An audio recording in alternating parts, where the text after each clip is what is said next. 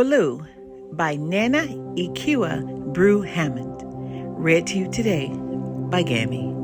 The color blue is all around us.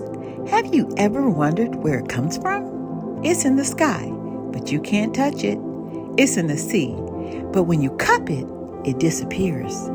You can crush its iris petals for a brilliant shade, but just add water and away it fades. But then blue appears in the strangest places, discovered throughout history in unexpected ways. As early as 4500 BC, diggers found blue rocks called Lapis lazuli in mines deep below Afghanistan's Sarasang Valley.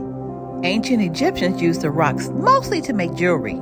Some wore them as charms, believing that they had power to protect people from evil.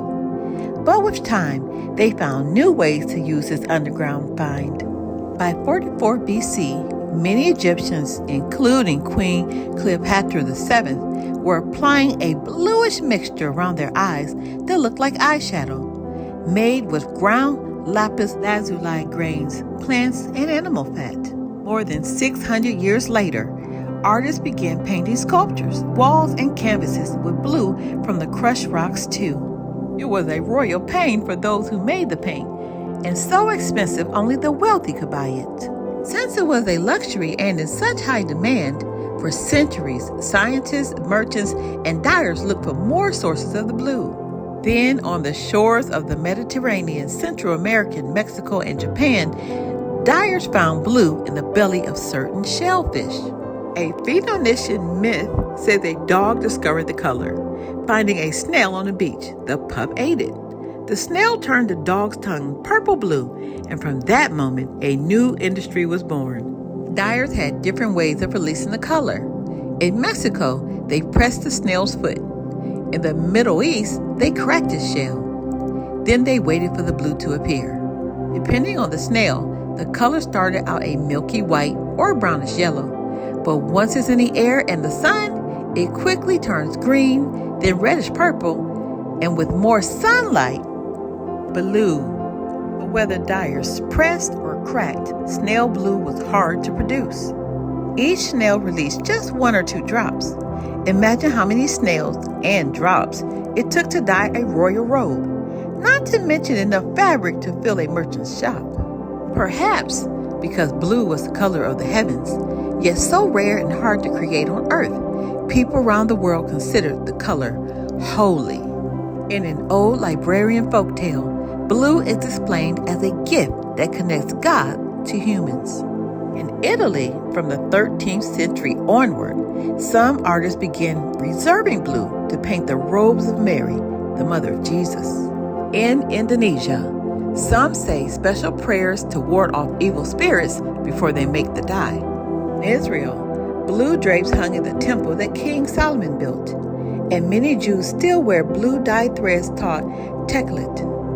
For years, snail blue was the most popular color, but all along there was another way to find blue in nature.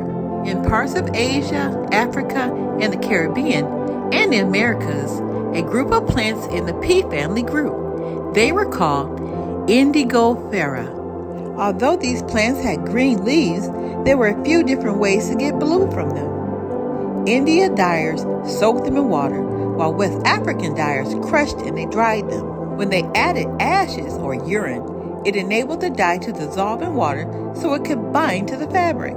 Since it was cheaper for dyers to produce blue from the indigo plant than from the rocks and the snails, and the shade was just a vibrant and long-lasting indigo dye, especially indigo from India and West Africa, was eventually valued by the most lovers of the color as the best of the blues. India and Nigeria became powerful centers for making and trading indigo. People made clothing, makeup, and medicine with it.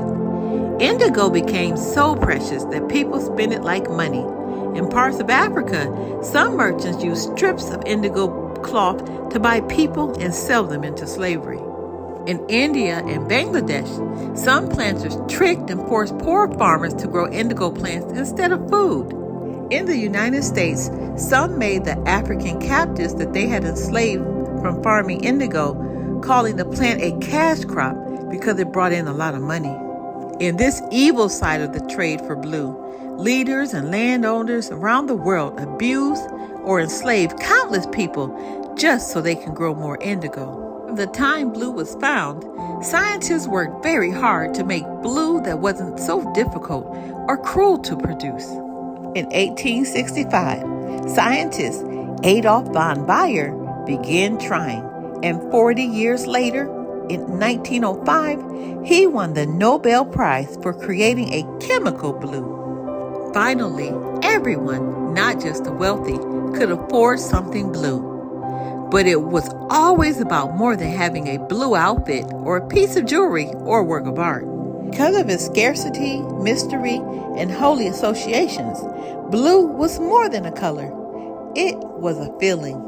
We feel blue when we're sad, perhaps because the people who had to dig, grind, and grow passed down their painful memories of work in the mines or of slavery on indigo plantations. Africans enslaved in America sang prayers that sounded like tears. The songs were called spirituals, and they inspired a style of music called the blues, originally known for its aching words and melodies. We feel excited when something happens out of the blue, perhaps because the color was once so rare, a discovery that seemed to appear out of thin air. And blue is still considered extraordinary, and it was once the color of royalty. This could be why, around the world, blue ribbons are pinned for the first prize. Today, dyers still use indigo to make blankets and clothing, and some doctors still use it in natural medicine. Maybe because blue has such a complicated history of pain, wealth, invention, and recovery, it's become a symbol of possibility, as vast and deep as the bluest sea, and as wide open and high as the bluest sky. The end. Take a second and read the author's note. Want to explore more? Here's a few blue facts. We have so much more to learn. Be blessed.